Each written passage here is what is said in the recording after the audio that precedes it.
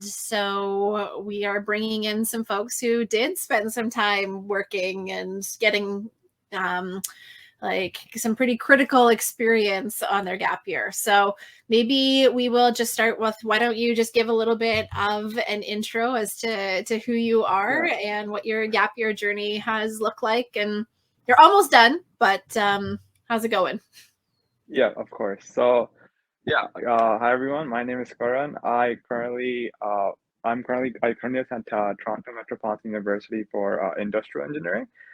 So I'm currently coming off my gap year. I started my gap year way back in May of 2021.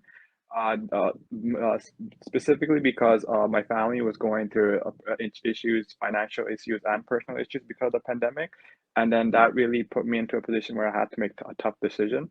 So I ultimately decided to take a gap year so I can focus on providing for my family financially, as well as reevaluating my career decisions because because of the pandemic, and like the stress it had on me. Like I had to rethink through if I really wanted to be an engineer in the end, or do I want to do something else?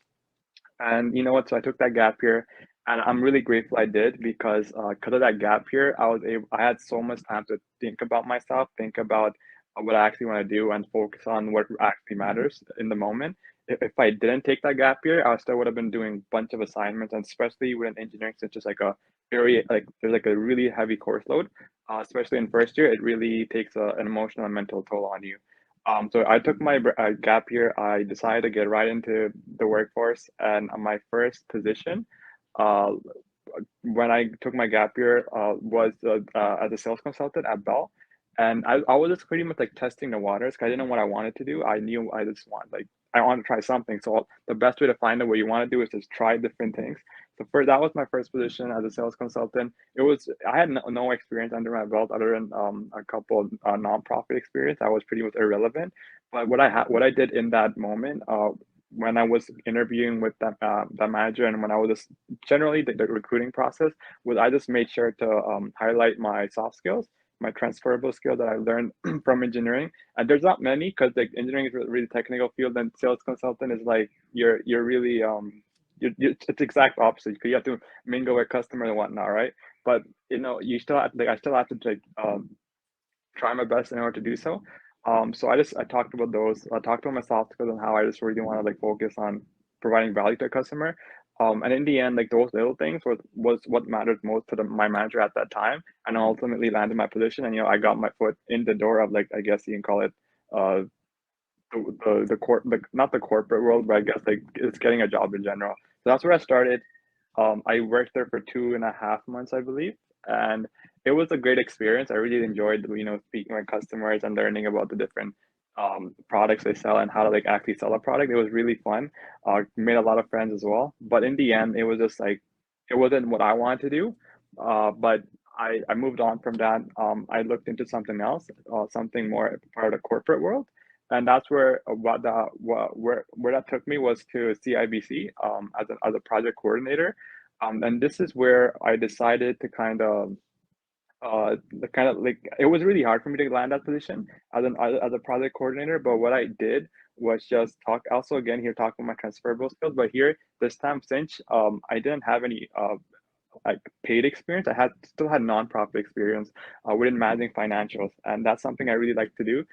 So I just talked about that, my interest, and I also talked about how I really want to like make a change as well. So it's a little thing, just talking about the soft skills, the transferable skills, which is what matters the most, especially when you're interviewing for like an internship or a co-op position. They don't expect you to have like 5 years of experience under your belt. They just want someone who just wants to learn, who just wants to be part of the team and just kind of connect with everyone. So I just did exactly that. And before I learned that's what people are looking for, that's what hiring managers are looking for, I had to network with different recruiters and find out what the managers actually want. So for me, it was like a crazy number. It was about like 111 or 114 different recruiters and managers and different industry professionals I networked with, and I just talked to them about their job, about what if they were hiring for a co-op or an internship, or like for an intern, what would they be looking for? I just wrote all that down into one kind of doc, and I reviewed it every single day, and I just kind of focus on getting better. on like those like talking about those specific things that they're looking for. And every little talk I had, conversation I had, and the interviews I end up getting, and that ultimately made helped me land two offers within with, two offers, which helped me get an internship at CIBC. But it wasn't a straight line. It was like you have to do so many different things in order to get there. And before that, you need time in order to like focus. So you have to like mess up a lot. You gotta fail a lot. And in order to fail, you just need that time. And taking a gap year gave me that time. If I didn't take that gap year, I would have not had that time. I probably would not had the ability to get this internship. So that was majority of like how my gap year started. And you know what? I haven't looked back ever since. That's that's awesome. I love it. I think you said a couple of things, and I was just taking notes in the chat, and that's why I popped something up there.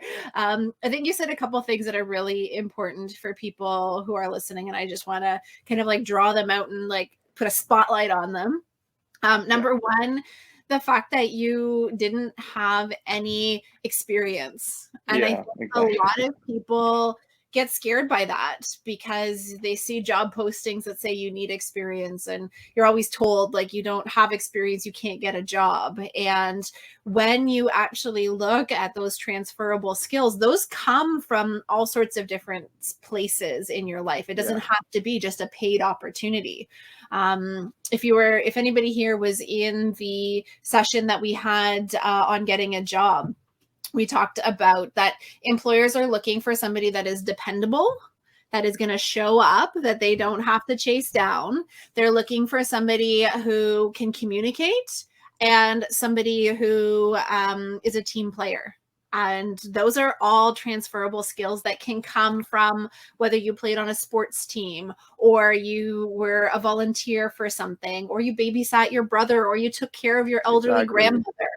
Like Yeah, those are all experiences that you have in your life that will make you a good employee. So sitting down and making a list of all the things, and all of those things will allow you to draw on them when you have to fill out an application or when you have an interview, having yeah, those examples at your fingertips. So I think that was a great point you made.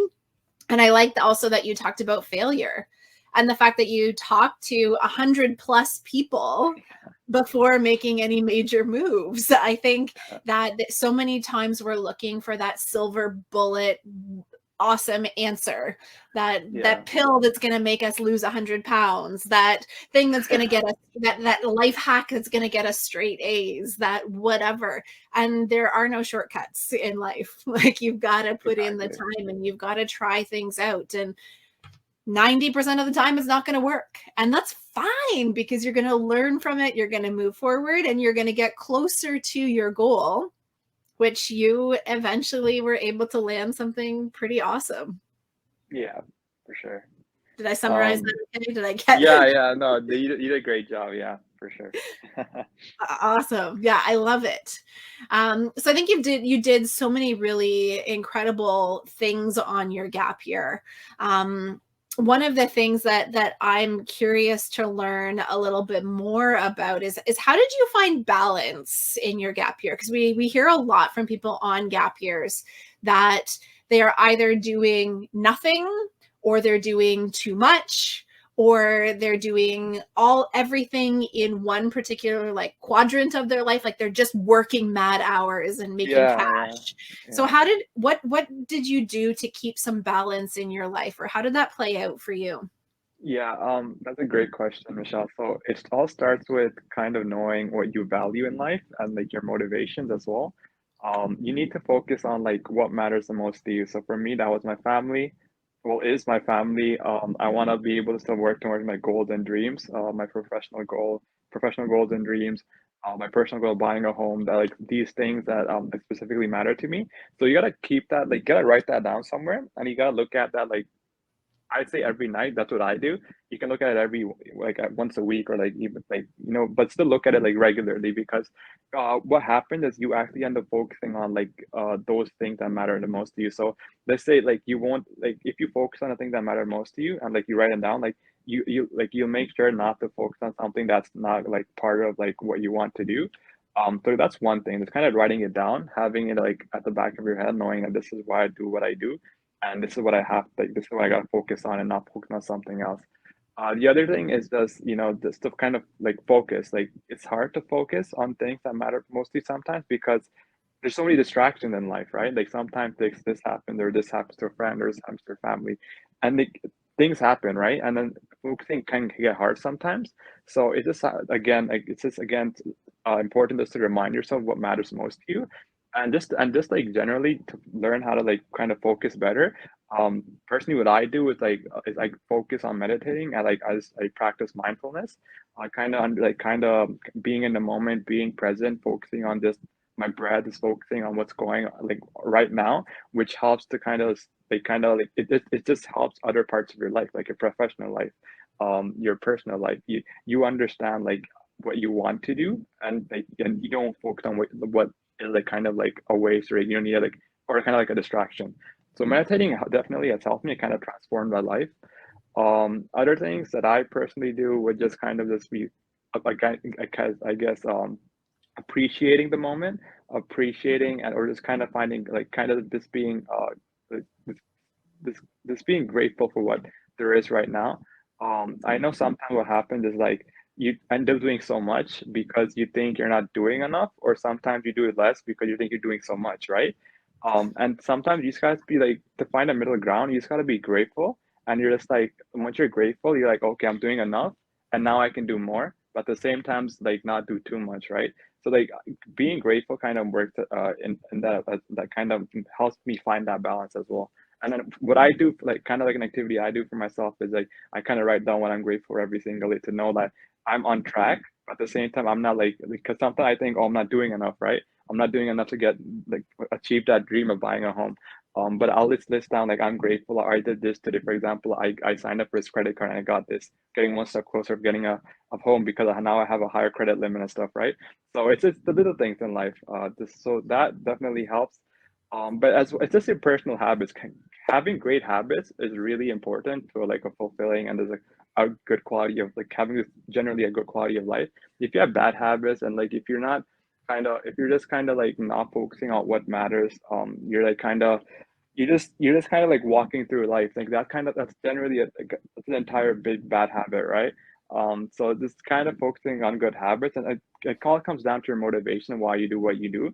If you have a big enough why, you can get through any how in life, like you know. So the how doesn't matter. It's like why do you do what you do, and that's if you just have a big enough why. So if that's your family, if you're an older person, if that's for example your wife or husband or whatever, it's just about them. So like finding a good like a big or good why, or finding a great motivation, I find is not from myself. Like I don't do what I do for myself, I do it for others, and that's the best source of motivation because you're not like there's no like you're not entangled with yourself. You're not because like when you think about yourself, you'll always try to find something wrong. But if you're focusing on someone else, you can find something wrong with some if you're focusing on giving the best quality of life. Like how can you find something wrong with that idea, right? So it all comes down to motivation, and yeah, just all that. Generally, just all of that. I love that you wrote down what you were working towards and what your goals are, and that you checked in with them, because that does a couple of things. It gives you that constant ability to check in with yourself. Like, am I still on track for where I want to be? And am I moving towards my goals? But it also allows you to reflect back and to see how far you've come along the way, because sometimes we get so lost in like how much further you have to go to get to that goal, that you forget to Exactly. look back and say like, holy crap, I actually have come really far. Exactly. I've still got more to go, but like I have come really far, and I need to celebrate myself for that. Yeah. I need to appreciate that, and to own the fact that I have done some amazing things up until now, and I'm going to continue to do amazing things as I'm striving for that goal. So Yeah. I really love that that's part of your practice. Yeah. And I really like that you have found some tools that really work for you. So the meditation and the gratitude practice and all of those elements are so inspiring. But I think what I'm going to get a tattoo of from your chat there was with a strong enough why, the how, any how is possible. And I Yeah, think like it just gives me goosebumps even to say it out loud, because when we talk about gap years as a whole, we always start with that question: what is your why? Why are you doing this? And I yeah, think for a lot of things, you can argue the what and the how, but you can't argue somebody's why, because it's exactly. so connected to who they are as a person. And when you spend the time to really clarify your why, no matter whether it's for your gap year or for your life or your goals, if you can really connect with what your why is, then the hows and the whats all fall into place, and you can see them through a very clear lens, Yeah, instead of this ambiguous, I don't know, big giant goal that you're trying to get to and you feel you never yeah, will. exactly, So I exactly. think all of those things were really beautiful, and I really love that, Thank you. what you said about the why. I think that's really really inspirational, and something that we should all take a moment to reflect on, and maybe journal on tonight before bed, or have a conversation with somebody you love, because I think that that is Yeah. just a beautiful thing to think about, which is super cool. Um, so then what were your goals at the beginning of your gap year? Like, did you have very, very Uh, concrete, specific ones? so my goals at the beginning of my gap year. So at the time, since I was pretty much like in I guess, a desperate time, it was just to just help my family make ends meet. The sake of small steps, right? Like not think of the greater picture, is taking a small step, like thinking of smaller goals and ambitions. So that was just the first goal of mine, just to kind of have everything, just kind of be able to just provide for my family financially, and just be there for them emotionally, because there were times where like things got really rough for us. But personally for me, also at the beginning of my gap year, was just kind of reevaluate my career decision, becoming an engineer. And like ever since, kind of like taking that gap year, like the over that 1 year, I realized like it's not the degree that, like, the degree matters to a certain extent, but what matters more is just the person's soft skills, characteristics, ability to kind of overcome adversity, and just things that aren't teachable, things that aren't teachable in school, things that are only teachable via experience. So that's something that I realize matters the most. So when I thought about, should I quit being an engineer or like not like pursue this degree, um, it, knowing that the degree is just like a fraction of what matters, there wasn't any point of me changing degrees, because I still wanted to get into similar, I guess, this career in banking, in the financial industry. I know engineering is separate, but if you change to what I was able to do, what TMU provides is like they have different disciplines for each engineering, right? So I was part of mechanical, so I switched to industrial, which is more business based. So it's kind of like more project management, uh, uh, analysis type of area. So that's what I did instead. Instead of changing my whole entire degree, I just changed my discipline, so that I never even lost any years or anything. I just all I had to do was submit a plan change request, which was pretty simple.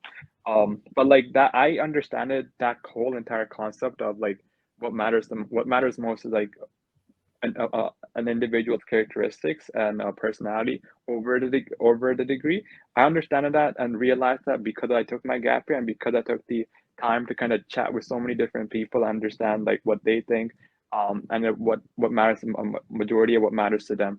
But that doesn't mean that the degree doesn't matter. The degree does matter like a lot, because you can't, for example, if you're trying to be a doctor, if you're trying to be like an engineer, that's something you like, those technical skills, you still need that degree to get to learn the technical skills, so you can get that job, so you can become person you want to become professionally. But yeah, so that was just in the beginning. Those were my goals, just to kind of help my family, but which I was able to a really great extent. But I was only able to do that just because, not because I thought of the bigger picture. I didn't like think I would be able to like handle like most of the household expenses. Like that wasn't my goal to handle most of my household expenses. It was just to kind of provide money wherever I possibly could with the money I was making. But like, but because I focused on that small goal and I was able to kind of incrementally get better every single day, by just like communicating and networking with more people. At first, I had one job, and then and after I was able to have another job, then I was able to land a second job at Rogers. So that's something that really helped me as well. And then because of adding all that up, networking, communicating, getting better at my presentation skills, my resume skills, and getting and ultimately, which helped me land those two jobs, I was able to get my income to a high amount, which really helped me take up all of the household expenses, which lastly helped me to kind of which helped me to think of the dream of buying a house for my family. But it all starts with having a small goal and then work and then kind of incrementally getting better, which helps you kind of develop bigger goals. So, Yeah, I love it. yeah, I love it. And I think one thing that I see happening with a lot of people on a gap year is that they get paralyzed by FOMO, that they are always waiting for something better to come along. And so they don't take any action. And the difference between a successful gapper and an unsuccessful gapper is the ones that take initiative and commit to something yeah, and take those steps, because you may take the wrong step, but taking the wrong step will still teach you a lesson. It will still introduce you to people. It will still get you connected in different ways. There's a lesson to be learned in taking a step.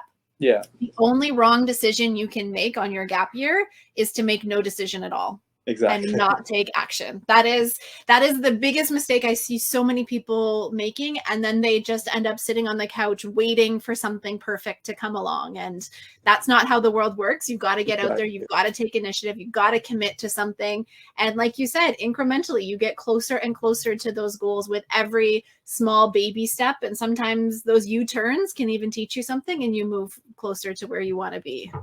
Yeah, Yeah, so you totally did. agree. You're a great example of that. I love it. Thank you. Uh, so we've only got a couple minutes left. Do you have Yeah. any specific tips for building a resume that you want to share Uh, with people on a gap year?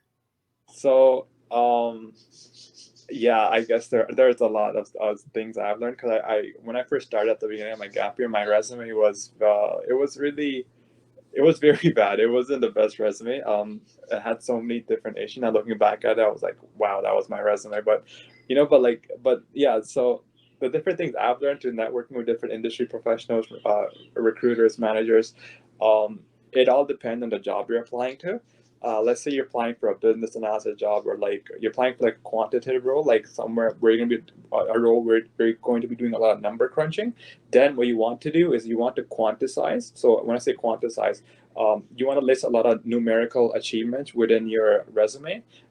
So if by listing a lot of numbers and highlighting those numbers like with bold font, which I've done, it helps catch the hiring manager's eyes, and helps them kind of like look into you more deeply. What I've seen or what I've heard is like a lot of people, they'll submit the resume, but then after they, especially for a role where you have to do a lot of number crunching, they won't quantize their achievement, which doesn't make them look good.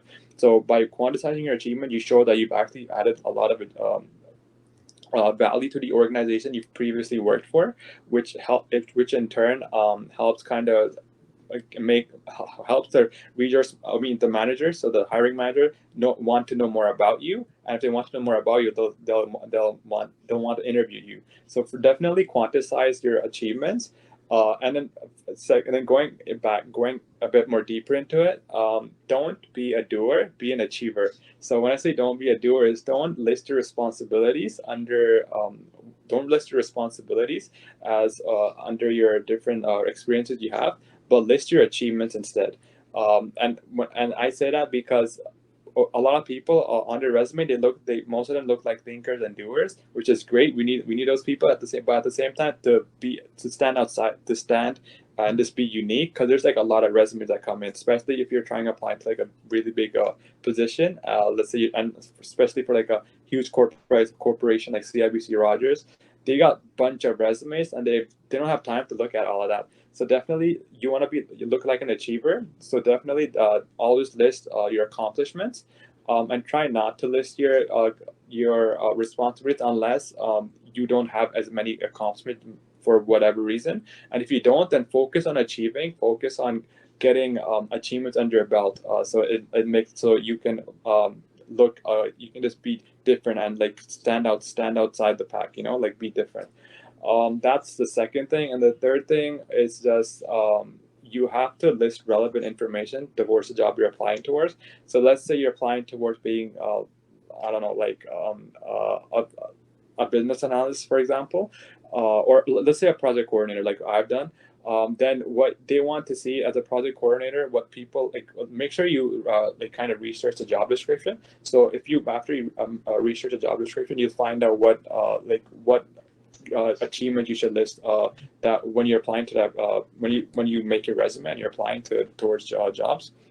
So list different so so list the different things that the different achievements that matter to you, and list the information that's mostly relevant. So let's say like for me, I was applying. So I was applying as a PCO, but I didn't have much qualified experience. But what I did was, since I was a part of it, I was part of a nonprofit a group in university.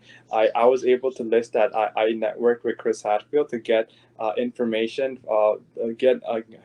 have him make a video for one of our fundraisers. So I had to reach out to him to get to make I had to reach out to him to help for him and request that and kind of follow up with him regularly. That's what a PCO has to do. So that's relevant information I put on my resume. So make sure you put relevant information, and that's not something that's like, for example, you play sports, or like you're part of a different group that's kind of not relevant to where you're applying towards. Like, that's great, and that shows your characteristic. But at the same time, you want your resume to be short. And at least my final point. Make sure your resume is just one page and not like over one page. It can be a bit longer, but since, like I said before, a lot of managers are going through different resumes, and the recruiter that told me that like since managers don't really have time, they're really busy, and so they're really going through quick to the resume bundle that recruiter have sent them. So recruiters usually send over resumes to managers that are only single page, so that there's only one page towards that resume, because the expectation from the manager is to only have one page per candidate for a resume. So definitely don't have go over one page. Stay at one page. And if you follow those steps of quantifying your achievements, this acting as an achiever and not a doer. Thirdly, just adding relevant information to your resume, and lastly, just keeping resume just limited to one page. You should be fine, and you should be good. And that's what worked for me in the end. I love it. I love it. You clearly have done your homework, talked to a lot of people, and got the inside scoop. So anybody watching will benefit from all of your hard work. So thank you for sharing your experience and your tips. And I think it's just so amazing to have been in touch with you and to see this journey and to see the sheer wisdom that is coming from you on this journey. You have done such incredible things on your gap year, and I have no doubt that will continue with you wherever you go. So folks are really lucky to have you as part of their network, and we're so grateful that you're sharing your experience with the folks who are just starting out their gap year experience. So just from me to you, from CanGap to you, a huge thank you for sharing your time today. No problem. Thank you so much, Michelle, for having me. I really appreciate it. Awesome. And Karan is going to have a podcast episode coming out very shortly in July. So if you want to hear more of his story, we go through it in a little more detail in a podcast episode. You can find us on all of the platforms. Just search the Gap Year podcast to make sure you subscribe. We drop a new episode every 2 weeks, and lots of great stories and tips and tricks on how to maximize your gap year year experience. So we're going to be heading into a new session to support parents on supporting their kids on their gap year. So Karan, thank you so much. And we will be in touch. Thank you. Take care, Michelle. Take care. Bye. Take care, everyone. Bye.